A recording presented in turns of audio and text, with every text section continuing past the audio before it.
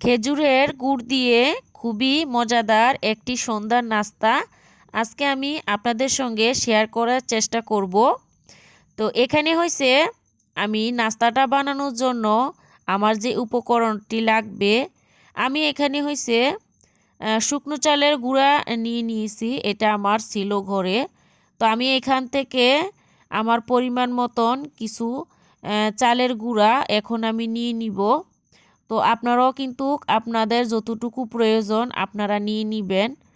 তো আমি নাস্তাটা বেশি তৈরি করব না, অল্প নাস্তা বানাবো।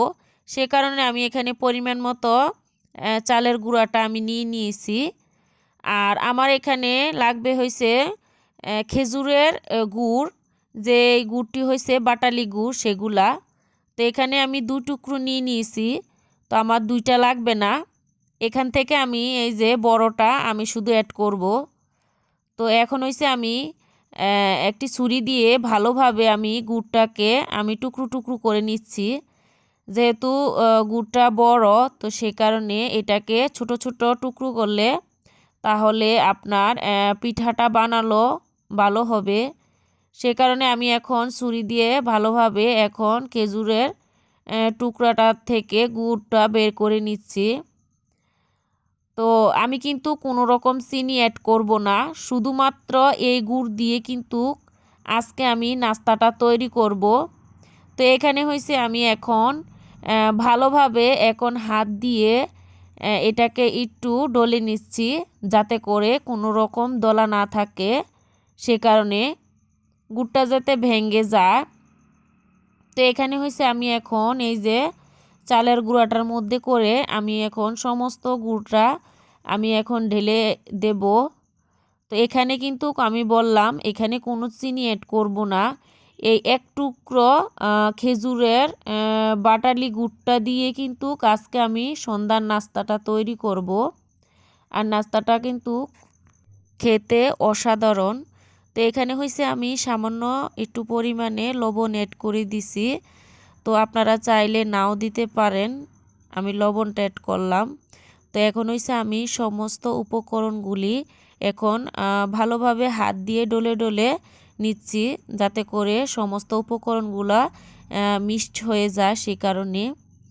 তো এখন আমি এখানে দিব পানি। তো আমি পানিটা হয়েছে আপনার একটু হালকা গরম করে নিছি, উষ্ণ গরম যেটাকে বলে সেটা।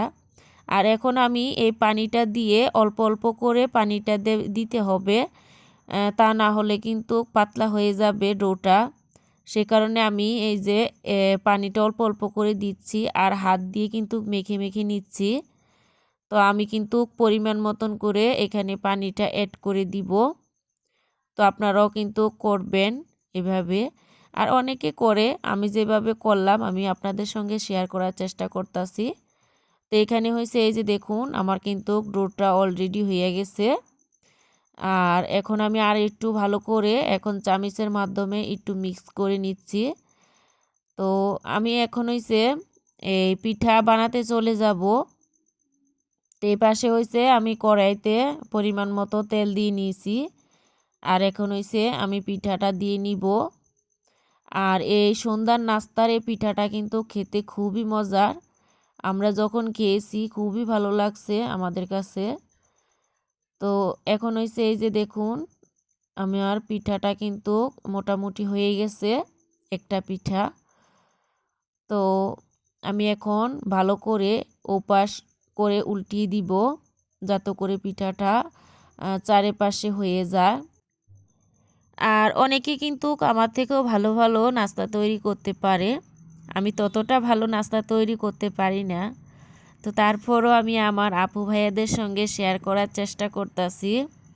আমি যা কিছু তৈরি করি ভাবলাম যে একটু শেয়ার করে নেই আমার তৈরি নাস্তাটা। তো সে কারণে তো এখানে হয়েছে আমার এই যে প্রথম নাস্তাটা কিন্তু তৈরি করা হয়ে গেছে। এখন আমি আরেকটা পিঠা এই যে দেখুন তেলের মধ্যে করে দিয়ে নিচ্ছি। আর আমার চুলাটা যেহেতু এখানে অন্ধকার, সেই কারণে কিন্তু একটু ক্যামেরাটা একটু অন্ধকার দেখাচ্ছে। তো আমার এখানে লাইট নাই, একটু দূরে লাইটটা, সেই কারণে গ্যাসের চুলার কাছে নাই, আর কারেন্টের চুলার কাছে আছে, তো সে কারণে এখানে একটু অন্ধকার দেখাচ্ছে। তো এখানে হয়েছে আমার এই যে এক এক করে পিঠাগুলি কিন্তু এখন আমি ভেজে নিচ্ছি। আর এই পিঠাটা যখন আপনার ভেজে রাখা হয় তখন কিন্তু পরের দিনও খাওয়া হয়, একদম নরম তুলতুলে থাকে, কোনো কিছুই হয় না। তো আমরা যখন খেয়েছি খুবই ভালো লাগছে পিঠাটা খেতে, আর টেস্টের দিক দিয়েও কিন্তু খুবই টেস্ট হয়েছে। আর এখানে কিন্তু আমি কোনো রকম চিনিও অ্যাড করি নাই, আমি এই একটি মাত্র খেজুরের গুড় দিয়ে কিন্তু এই পিঠাটা তৈরি করেছি। তো এখানে কিন্তু আমার কয়েকটা পিঠা বানানো হয়ে গেছে, তো আমি আর আপনাদের সঙ্গে পুরাটা শেয়ার করলাম না। তো এই যে দেখুন আমার কিন্তু এখানে কয়েকটা পিঠা তৈরি করা হয়ে গেছে, আর ওই পাশ দিয়ে কিন্তু আমার মেয়েও টেস্ট করছে, তো ও বলছে খুবই টেস্ট হয়েছে। তো এই যে দেখুন আমার সবগুলি পিঠা কিন্তু বানানো হয়ে গেছে, আর খুবই লোভনীয় হয়েছে, আর খেতেও তো বললাম অনেক মজা হয়েছে। তো আপনারাও চাইলে বানিয়ে খেতে পারেন। তো আমি বানালাম, আমি আপনাদের সঙ্গে যতটুকু পেরেছি ততটুকু শেয়ার করার চেষ্টা করেছি। আর এই যে দেখুন এখন আমি পিঠাটা আপনাদের সঙ্গে হাত দিয়ে একটু দেখাচ্ছি কতটা সুন্দর হয়েছে পিঠাগুলা, একদম প্যানকেকের মতন হয়েছে। তো আপনারাও চাইলে এভাবে করে ঝটপট সন্ধ্যার নাস্তা তৈরি করে নিতে পারেন। আর এই যে দেখুন কতটা সফট হয়েছে পিঠাগুলা। তো কেমন হয়েছে জানাবেন, আর ভালো লাগলে অবশ্যই কমেন্টের মাধ্যমে বলবেন।